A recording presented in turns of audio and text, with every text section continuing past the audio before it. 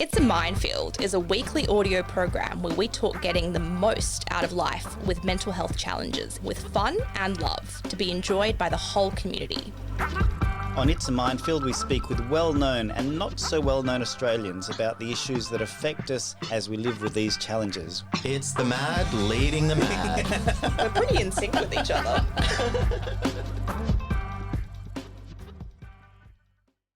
Hello, welcome back to another episode of It's a Minefield. You're with me, Caroline Savransky, and today we're chatting about mental health in the workplace.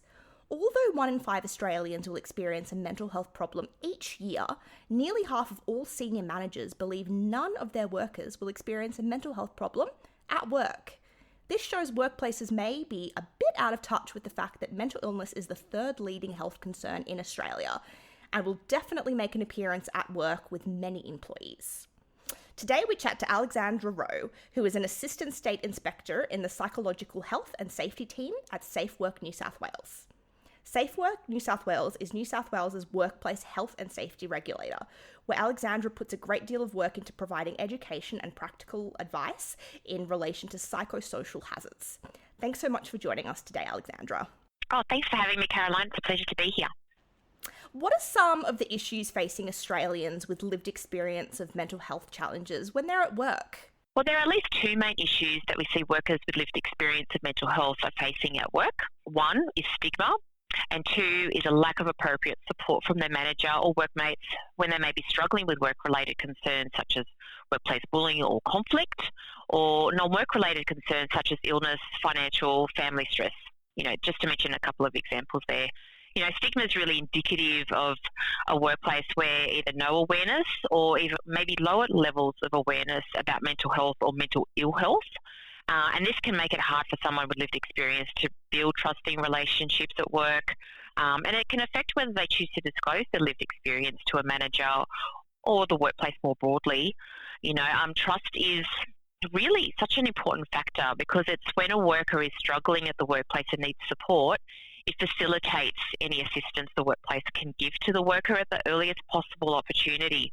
And we know that early intervention and providing manager and or co-worker support can be the difference between a present, productive worker who's the best person they can be at work and an absent, possibly injured worker who's disengaged from the workplace, And so both of these challenges are encountered, but we know that they can be overcome. And there are some workplaces that have a little bit less accommodating abilities for people with lived mental health experience. What can workplaces do to support people that have disclosed mental health challenges? That's a great question. So there are some key action areas that can help workplaces support workers with disclosed mental health challenges.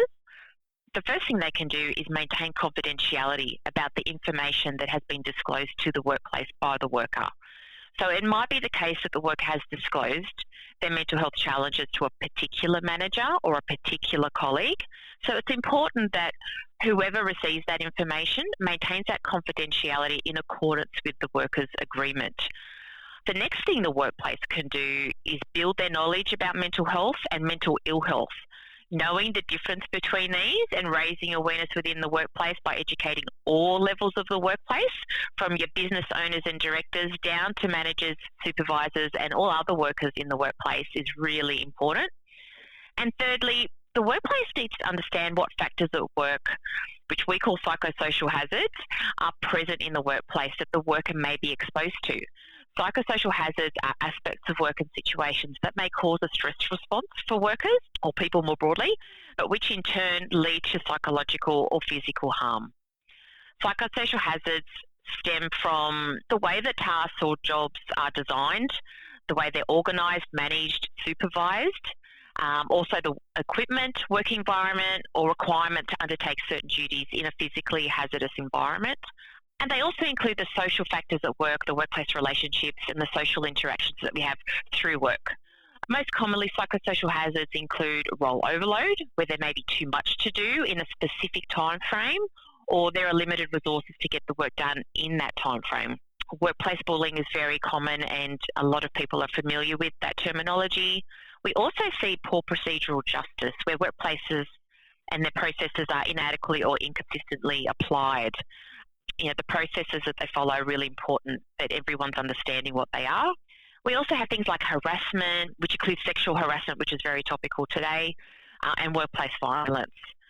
Where workers have disclosed those mental health challenges, workplaces need to consider that, the workers' individual needs and help them to manage the exposure to psychosocial hazards at work.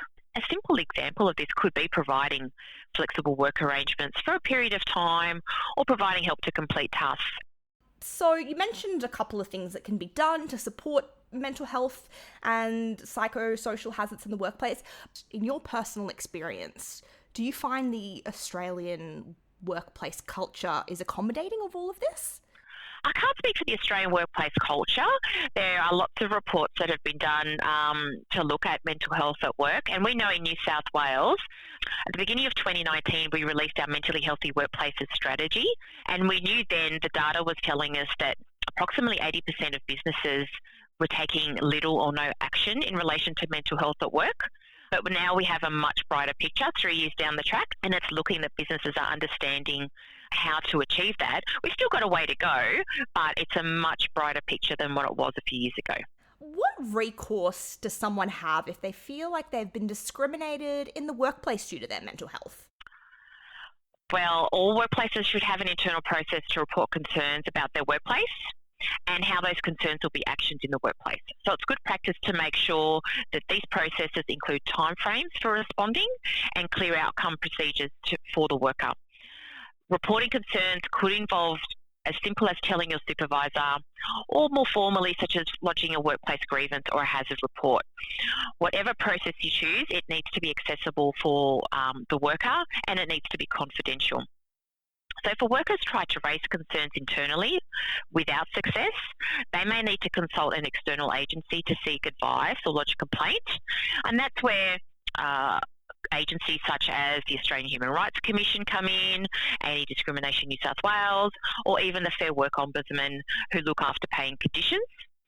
If the worker is experiencing a psychosocial hazard, like workplace bullying, for example, which I mentioned earlier, then that falls into Safe Work New South Wales domain, and we can provide advice or take a complaint where an inspector can check in with the workplace, and we very much provide education regarding the management of risk to mental health at work.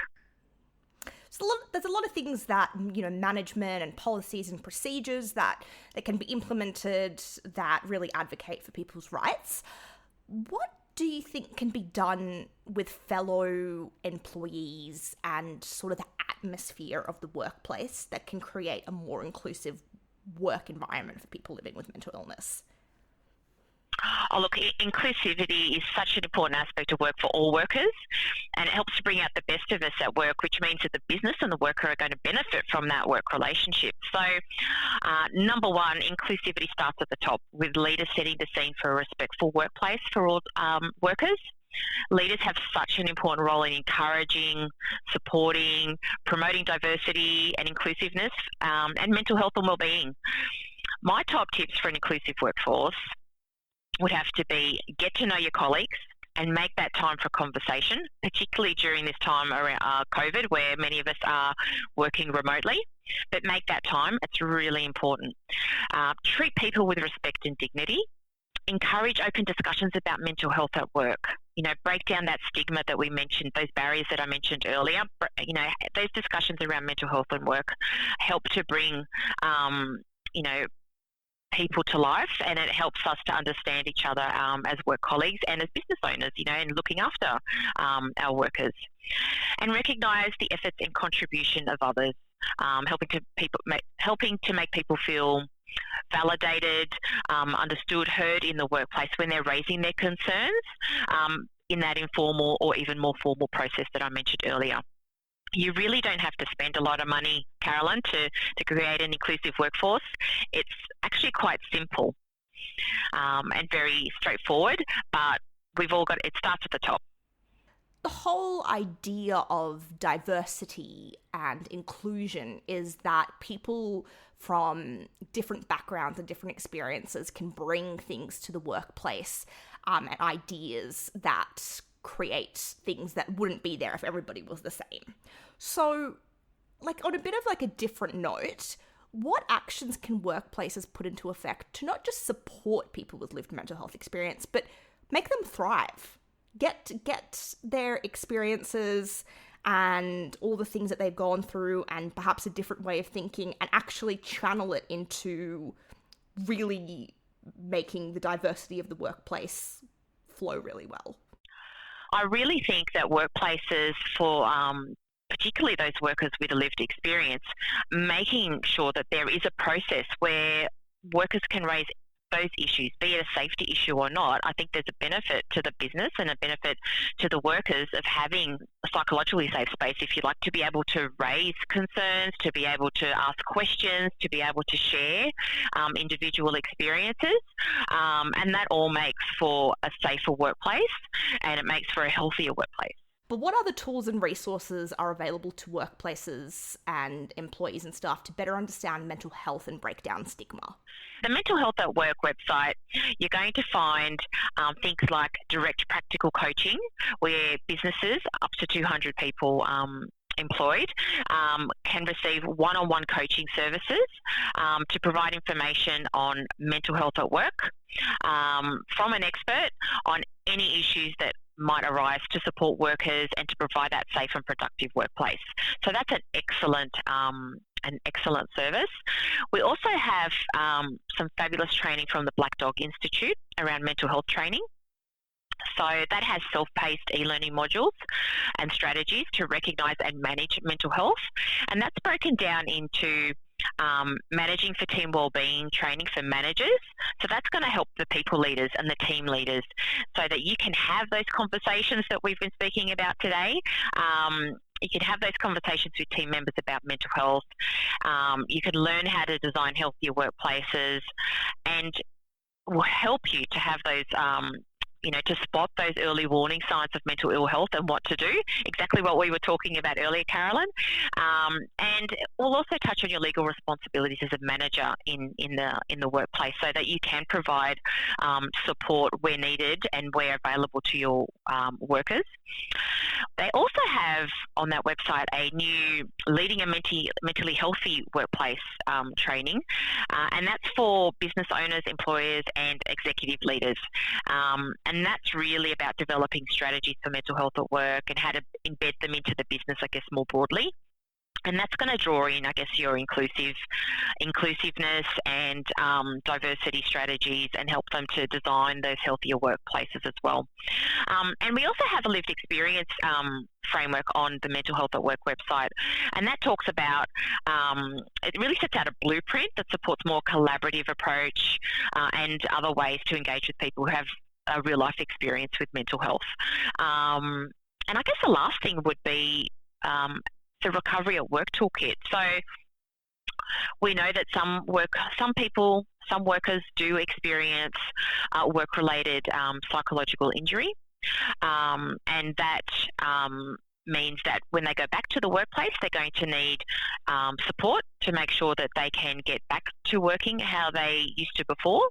And we also don't want them to be re-injured. So the Mental Health at Work website also has some information on a Recovery at Work toolkit, which is really beneficial if a worker does experience an injury in the workplace.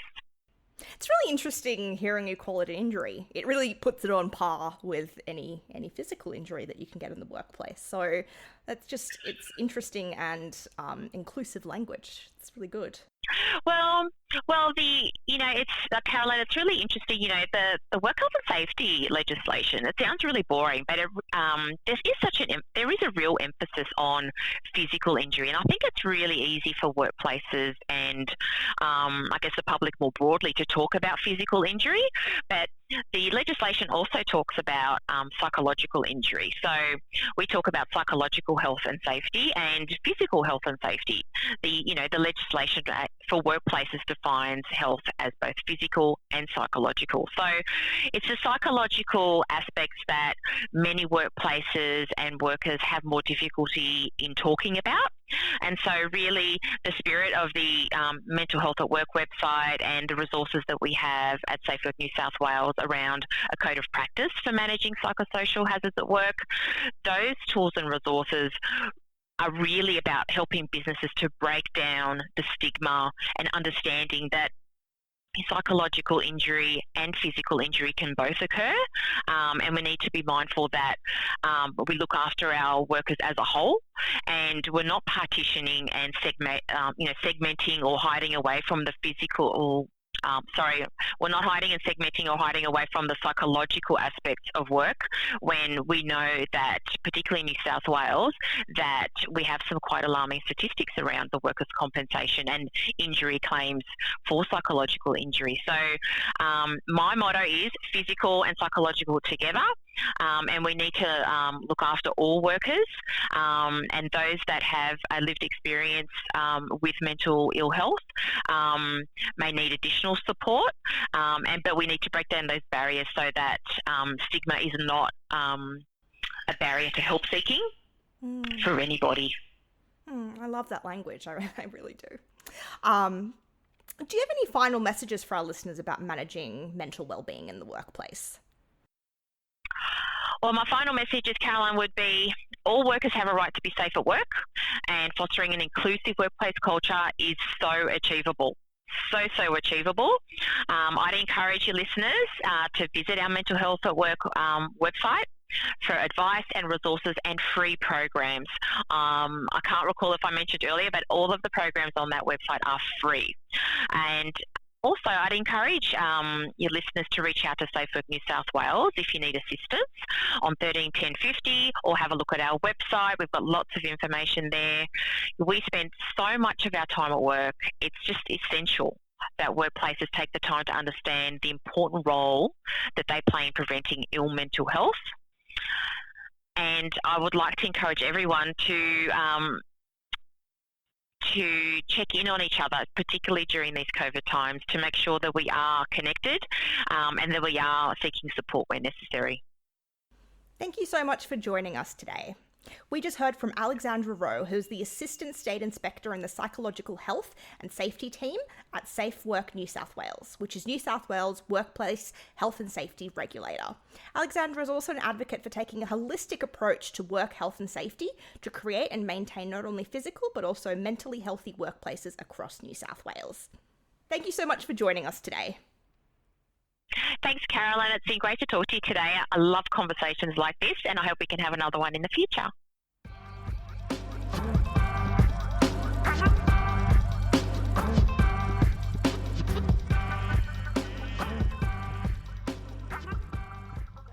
Hey folks, welcome to Club Mind. In this segment, we usually interview 3 people with lived mental health experience about the interview you've just heard. And this episode, you've got the pleasure of listening to your 3 producers, myself, Chris, and Kaz, because we've got ample experience about working in the workplace and living with mental health issues.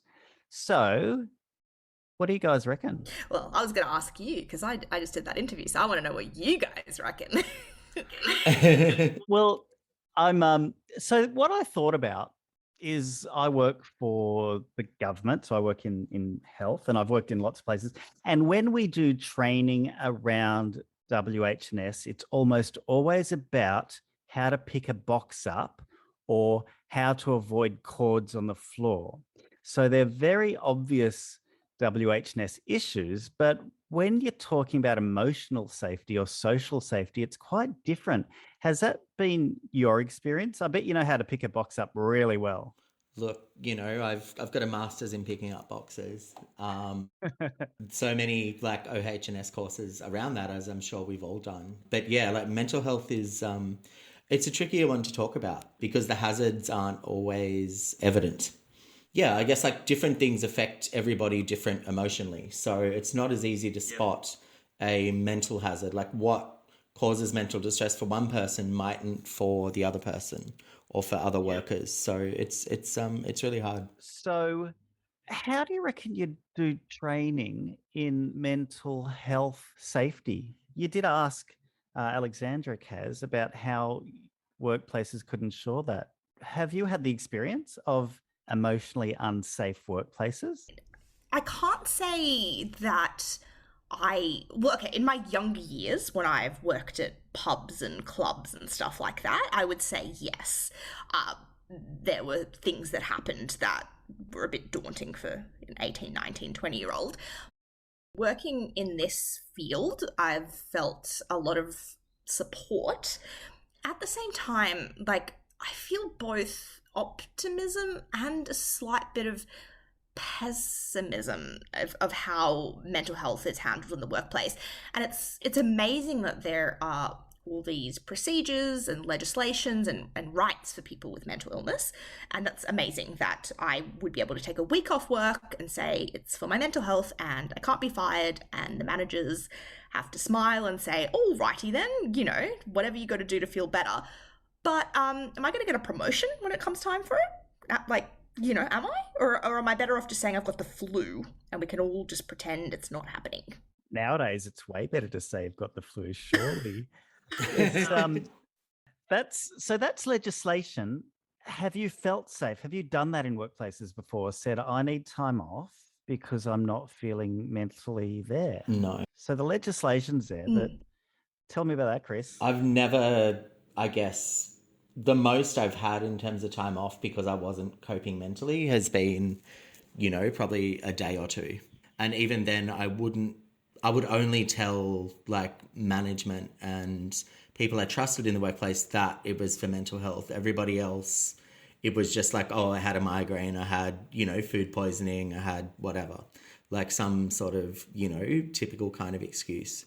Because I guess I was self-stigmatizing because I was afraid of being judged for taking time off for mental health, particularly in the corporate space. Like, I worked in the corporate space for 8 years, and particularly in the corporate space, I pushed through weeks and weeks of feeling like shit and just stayed at work and endured it, for want of a better word. And you're not contributing anywhere near as much as what you want to be. You're working at like 10%. You just took a few weeks off and recouped, but how do you explain that? And I'm with you, where if I need to have mental health days off, it will be just a couple of days, and I will selectively tell people that I trust. And I once got my psychiatrist to write a medical certificate, and when I left his office, I saw in horror that it said psychiatrist on the letterhead. And I was like, no, this simply will not do. So I then went to my GP, showed them the psychiatrist note, and was like, can you just write a generic medical certificate, because I simply cannot have this medical certificate from my psychiatrist. So, does that answer your question? It was interesting you called it self-stigma, Chris, because I don't think it's self-stigma. I think what you're doing is emblematic of stigma. I think it's a reasonable response to hide the fact that you're taking time off for psychiatric reasons because the stigma exists, but not necessarily because you're judging it. I think it's like internalizing the stigma that's out there and internalizing it in yourself and how you judge your mental health. And like, because there's so much stigma, that stigma is really normalized. Like, it's, accepted that, you just kind of push through it and you do your best for the company, and there isn't much room for failing or for having a day where you don't perform. And you want to be a pioneer, right? You want to be the person that says, look at me, I'm taking time off for my mental health, but look how great I perform. I'm on par with everybody. But I don't know if it's because I'm early on in my career. I don't want to take the risk. I'm not that established. I don't want to say, you know what, let's see what happens. Because I don't have, the pleasure of fucking around. I mean, it's brilliant to know I won't lose my job, but I'm still climbing the ranks. I've got, way bigger places I want to be, and I don't want my mental health standing in the way. I mean, what about you, Leon? Are you open about it? Somewhat. So my job now is a peer worker, and it is true. I mean, I think what you said earlier, Kaz, on paper, we can take time off, but will we get that promotion? Mm. One thing we're talking about is, should people with mental health conditions get the opportunity to have extra leave? Yeah. I want to say absolutely. But then there'd be people who are like, oh, they're faking it just for extra leave, and like, sort of similar stigma that, surrounds people on income support or something like that would come in around mental health leave. I can just hear people queuing up for coffee talking about that now. What do you reckon, Kaz? I've had this exact conversation, but regarding endometriosis and period pains for women. And, just thinking like, I've got endometriosis. So, all right, so I'm entitled to a couple days off a month for that. And then I've got my mental illness, so I'm entitled to a couple days off a month for that. So, I mean, I'm like, at what point am I not really a productive employee? It's hard. It's hard because it's a double-edged sword, the right way to say it. It's like you want to be contributing as much as everyone else. You know what just came to my mind? Generally, workplace culture isn't very facilitating of health in general. It's not that people with mental illness need to have more days off. I think humans in general should have more days off. I think just the culture of work in general is not conducive to the healthiest of lifestyles. It's definitely not conducive to like spending time with family and friends and loved ones in terms of how much time you have to devote to work each week in order to make the money that you need to survive. If we're thinking of prevention versus treatment, we would totally be changing the workplace, society and culture and working hours to prevent people from developing any mental health illnesses or stresses or anything like that. I mean, bring on the 4-day working week for everybody. I have quite a firm answer on that question, and I think unambiguously no, we shouldn't get extra leave. And here's why. People with mental health issues or people with the word peer in their role are sometimes vulnerabilized. It's assumed that we are just holding it together, and sometimes I feel that the eyeballs are looking at us going, oh yeah, they're not well. And I don't like being vulnerabilized. And also there's a lot of people without mental health diagnoses or stated conditions who do need time off. So I agree that everyone should have time off. But my feeling now, quite strongly, is I don't want to be vulnerabilized at all. That's why I say no. That could be a reason that I don't want to say that I'm leaving for mental health issues if I've got a couple of days off. I don't know if I'll be judged or if I really won't get the promotion, or I just don't want anyone feeling bad for me. No one's going to, if you got a cold, you got a virus, people are like, bummer. But I really hate people feeling sorry for me or being vulnerabilized. I can't stand it. I'm like, I'm just as strong as you. Don't you dare think I need any support or anything extra, any padding that you guys don't need. So that could be like a factor into why I don't speak about mental health when I take a day or two off. I find so working in the corporate sphere and then coming over to the peer support role, I do find it easier to talk about my own mental health because that's part of the job. So it's like is kind of a given, and it's like it almost starts the conversation for you. You don't have to start it because having some experience of mental health distress is part of the job. But I get what you're saying in terms of Leon, like that people might look down on you because you have that experience, and they might think, oh, you're such a good boy, like you're doing that job really, really, really well for someone who's so ill. I think the openness about mental health is a great part of the peer role, but I wish that openness about mental health was a part of all kind of roles, whether it's in the corporate sphere, whether it's in health, whether it's in not-for-profit, it doesn't matter. Like mental health should be seen as a strength, not a weakness. Totally.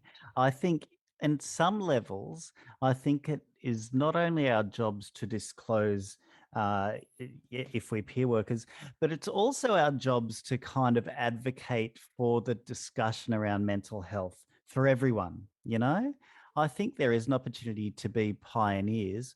Whether or not we're supported, I don't know. Sometimes we are. I feel comfortable to talk about my mental health issues or my well-being.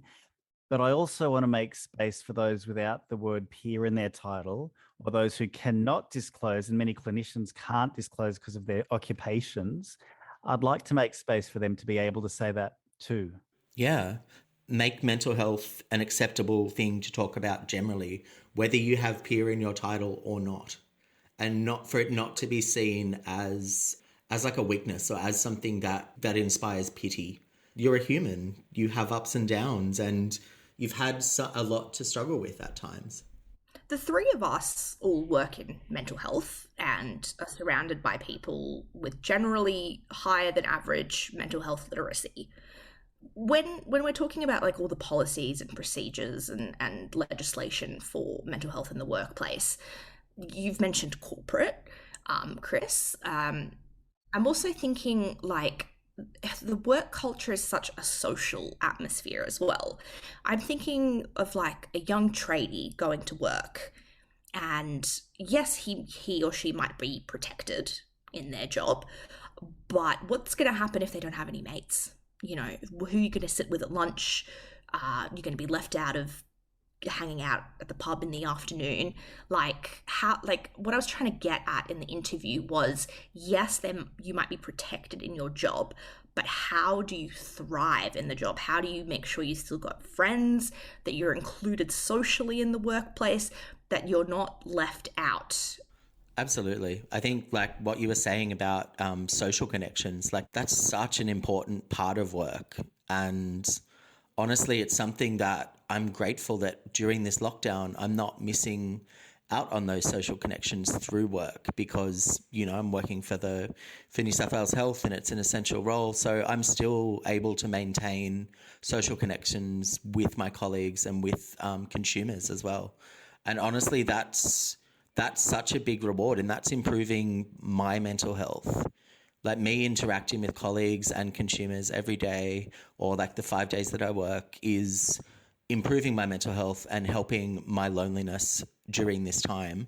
And, you know, at any time, but particularly during this time when there's restrictions on who you can see and, you know, restrictions on family and friends connections.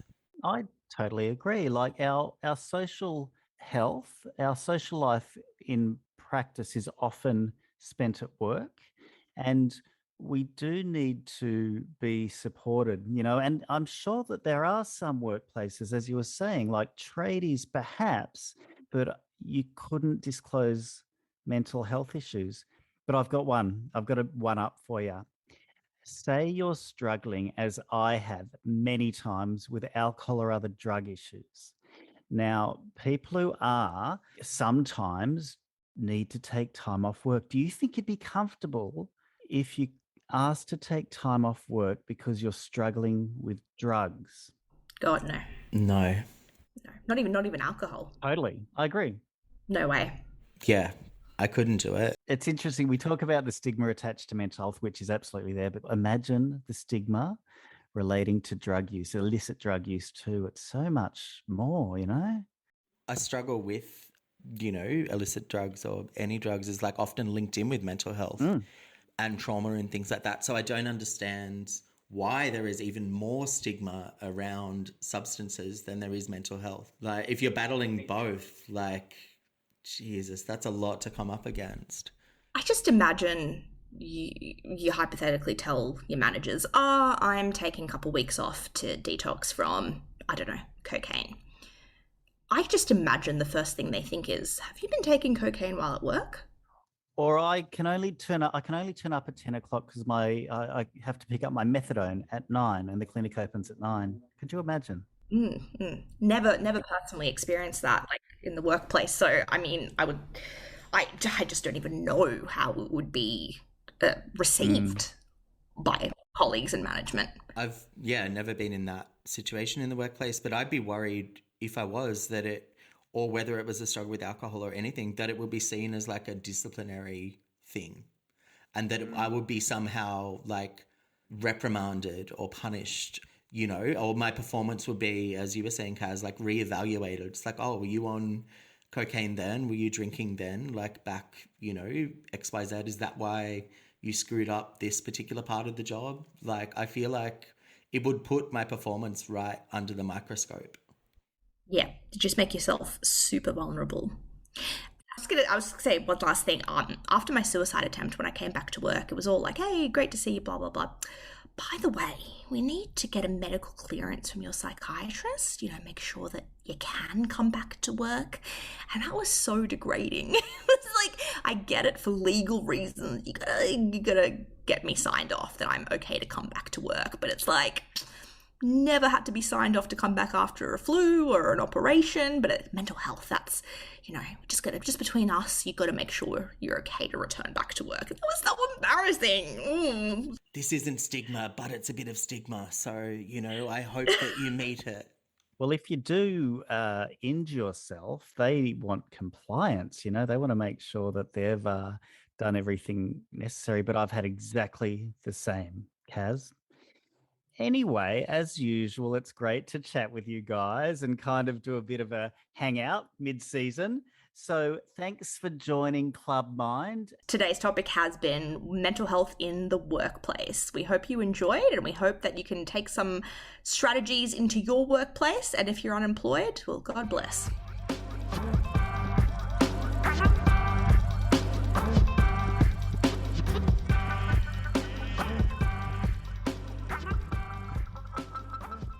Hi folks, I'm Chris Jager.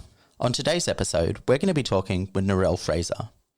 Narelle Fraser was with Victoria Police for 27 years and spent 15 years in the rape and homicide squads and the missing persons unit.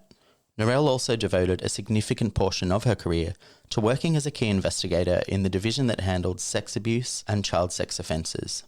In 2012, the trauma of the crimes Narelle Fraser had spent years investigating and analysing started to catch up with her. Her mental health and well-being deteriorated, and she took the brave step of stepping away from the police force and facing these vulnerabilities. Narelle Fraser joins us now to discuss the impact of trauma and to shed some light on her recovery from mental distress. Narelle, thanks so much for joining us. Thank you, Chris. Thank you for having me. It's an absolute pleasure. What drew you to becoming part of the police force? I think it's fairly standard. A lot of police join to make a difference, to want to help people. And that's really what drew me. I was actually doing some not part-time, voluntary work with Lifeline as a Lifeline counsellor. And we always used to have to, not always, but we often used to have to ring the police to ask them to go and check on the welfare of somebody or somebody that was going to maybe self-harm. And I always thought, what a great opportunity to help somebody in distress, and that you could actually do something as a police person rather than just listen to them, as a Lifeline counsellor and then not be able to really help them. I wanted to be able to walk in there, put my hand around their shoulder and say, it's okay, and just do something, rather than just talk to them on the phone. I guess a more practical or an immediately practical way of supporting somebody. Yeah, but basically it was to help people and make a difference to somebody's world. Yeah, and when you first joined the police, what division did you start working in? I was just on the div van, like most police that join. You start off, after the academy, you go to a police station somewhere, and you learn the ropes on the divisional van. But that's where you get to see a lot of the different aspects of policing. You might have to call on an expert, say a detective at the armed robbery squad. You might need to get somebody that's an expert in sexual assaults to help you with a sexual assault victim or something. So I started at St Kilda. St Kilda is like the King's Cross of Sydney. So it was just full of drugs. It was full of sex workers. And I'd never I'd never been exposed to anything like that. I wanted to find out what would make a person become reliant on drugs? Why does somebody become a sex worker? Like, I was interested in the psyche behind a lot of it. But so I started on the divisional van, and then I really I don't quite know why, but I was not fascinated is the wrong word, but I was really interested in sex crimes in not only the victim side of things, but also the offender. Again, what makes an offender, commit a sex offence? So I went to what's called the community policing squad, and I was there for 5 years, and that actually really, that was dealing with child abuse and sexual assault of children and adults. And that's where my passion, my love of that type of investigation began, because you could actually see the difference you were making to somebody. I guess, how did you process dealing with seeing the trauma of it and all of that on a daily basis? Looking back, Chris, I felt I never ever thought about it. I just did it because, number one, is I felt very passionate about children and people in general, their safety.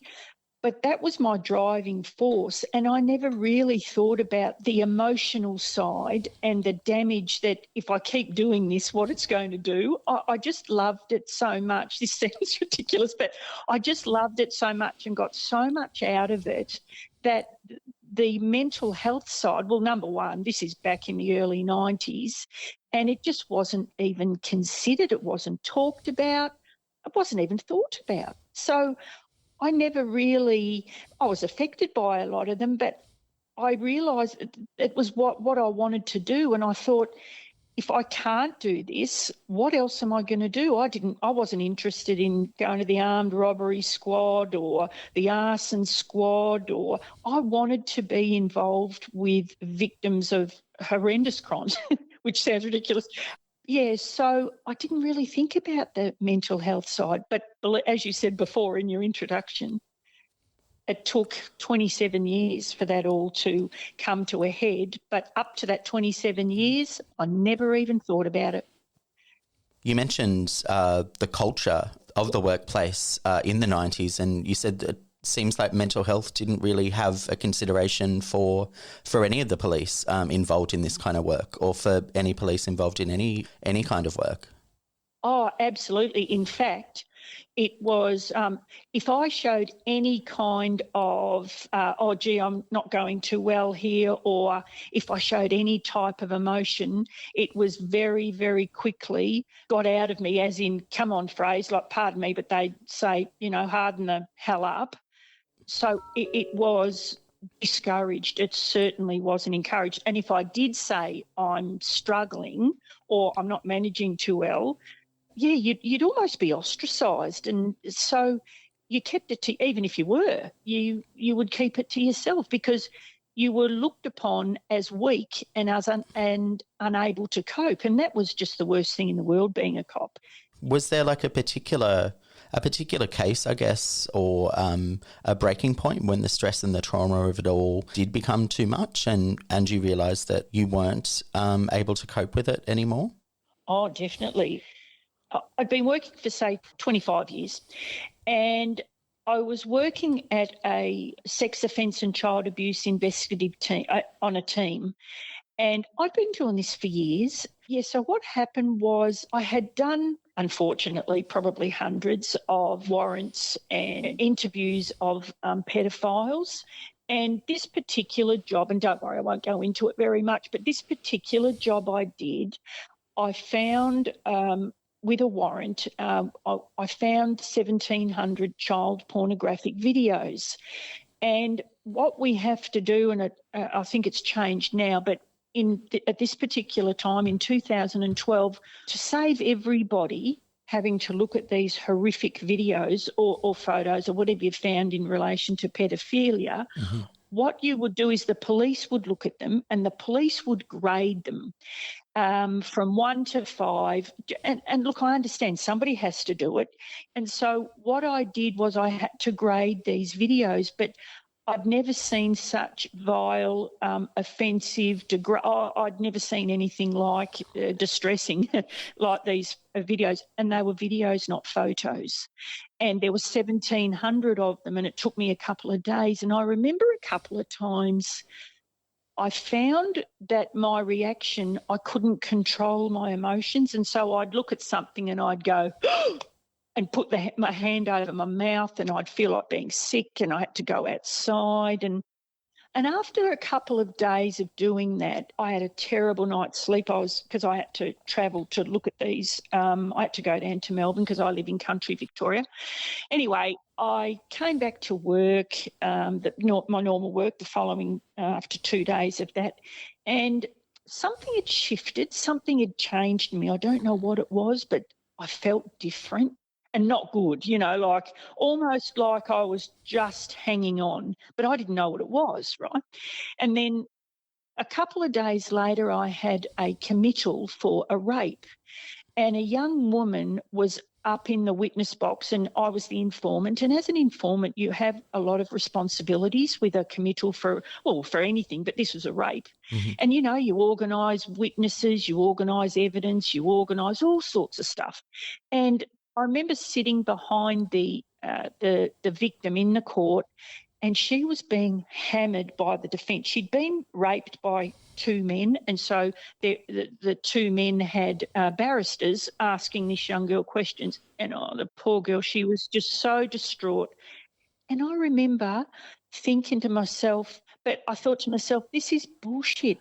This girl, young woman, is up in a witness box being hammered, being raped all over again, it felt like to me. And I felt it was all my fault, or I felt very responsible. And the next thing I remember was being over at a coffee shop having a coffee, and the court staff came over and said, Narelle, what are you doing over here?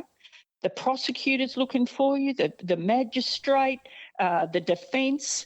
And I remember thinking to myself, what the hell am I doing here?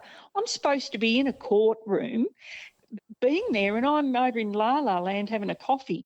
That night I went home and I thought to myself, boy, I couldn't work out what had happened. I found out later through the psychologist that I ended up seeing that I had an amnesia event. And so what had happened was in the court, my mind had just stopped. It had just completely shut down. And I really didn't know what I was doing. And it was a couple of months after that, it took me a while. And a couple of months after that, I started to think, there's a lot of little things were happening. I was having, everything seemed to start falling, crumbling down, and I was having a lot of nightmares, and I had terrible diarrhea, and I just couldn't work out what was wrong. Like I was just losing control of everything, my bodily functions, and that's when I thought, I think I better, go to the doctor. And I went to the doctor, and he's the one. I can tell you now, the 14th of September, 2012, I went to the doctor. I said to work, I had a migraine or something and I couldn't come in. And from that day, Chris, I never, ever walked back into the police station. The doctor said, this is what I think you've got, PTSD. Okay. I was horrified. I was embarrassed. I thought, that can't be me. I'm Narelle Fraser, Yeah. I'm shit hot. I've been working for 27 years. Yeah, and I just thought, I can't have that. That's a mental illness anyway. As he went through what PTSD was, I thought, yep. All these little ticks in my mind, that's happening. And I thank goodness he recognised it very quickly. We got onto a psychologist, and it took me 18 months to accept that I wasn't well. It took a long time, but I never ever was able to go back to work as a police person. You were mentioning it took 18 months for you to accept that you were unwell. Was that a turning point in your recovery from PTSD? It was the reason I started to get better. It wasn't until, and I feel very strongly about this, it wasn't until I accepted it that I actually could begin to heal. What does recovery look like from that point? Well, I did everything that the professionals asked of me. A number of times I thought, what am I doing? Why are they asking me to do this? But I thought, I've got to try to get, I've got to do something to get better, because I couldn't do it on my own. I needed professional help. But what I did was I did a lot of things that, when you go down those paths and you think, what the hell am I doing this for? But And then all these other sort of doors seemed to open up. But what I did was the psychologist that I was seeing, she tried a process called EMDR. She said, you want to try it? I think it'll work for you. And I thought to myself, she explained what it was. And I said, well, does it work? And she said, not on everybody, but it's a reasonably sort of new psychological process for people that have suffered trauma. And I thought, well, I trusted her, and we just sort of got each other. And I think that's another thing. You've got to keep going until you find somebody that just you click with and you get one another. And this woman, she did. Yeah. And so we did this EMDR. It was extremely distressing and something worked, Chris. I don't know what it was. But so I did the EMDR.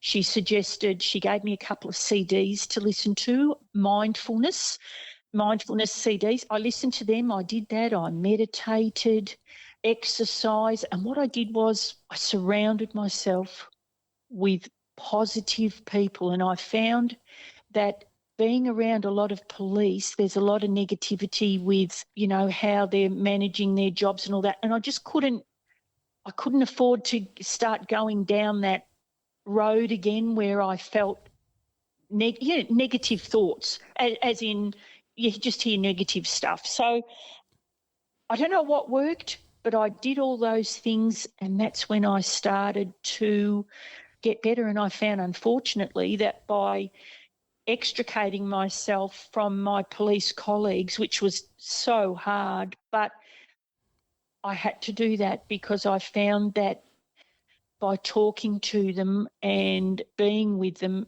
I missed policing so much.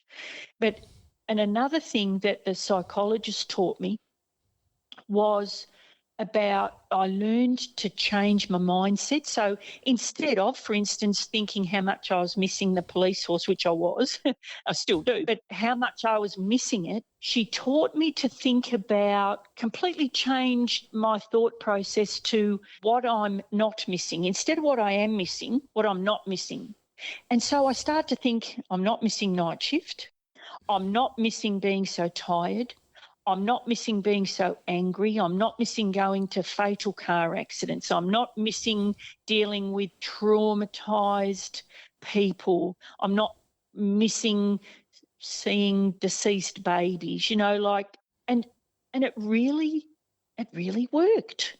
Is mental distress something you still struggle with? Nowhere near as much as I did. I still do get distressed when I see, I don't know, where was I with my sister only a couple of months ago, and I saw a little girl with a doll in a pram, and I didn't get distressed as I used to, but it's sort of like a little bit of a stab to my heart, and my heart does a little bit of a palpitation, but I know that is a terrible trigger for me. But I know that I can deal with it now, and I just know what it is. So I just learned that was, come on, Narelle. So I learned to just remember that was back, as I just said then, that was back then, this is now. I don't have to look at that anymore. I don't have to deal with it. And I guess what advice would you have for somebody who's, working in a job with a lot of trauma attached to it? My advice would be to just maintain your emotional self and talk to somebody and be honest. Talking and honesty can definitely be the start of healing and start of feeling better. Yeah, and also sharing your vulnerabilities. I think you mentioned that word in the introduction. That's really important as well, to accept that we all have our strengths and we all have our vulnerabilities. And by sharing your vulnerabilities, it's actually a strength to be able to do that, because it's a connection. People sort of see you as, I thought Narelle was above all that. I thought Narelle could do this and do that. But it is a great connection to be sharing your vulnerabilities, and just accept that we all have strengths and we all have vulnerabilities, and they're all very different. There's so much power in sharing vulnerabilities and in sharing stories. Thank you so much, Narelle. I really appreciate your time. No worries, Chris. It's an absolute pleasure.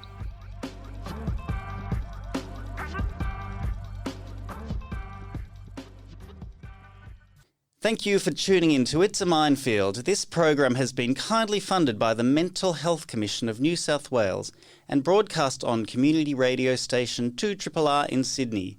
Produced by Leon Fernandez, Caroline Savransky, Chris Jager, with executive producer Jeff Furlow. You can reach out to us on Instagram and Facebook with the handle It's a Minefield, or get in touch via email info@iamf.org.au. See you on the flip side, June bugs.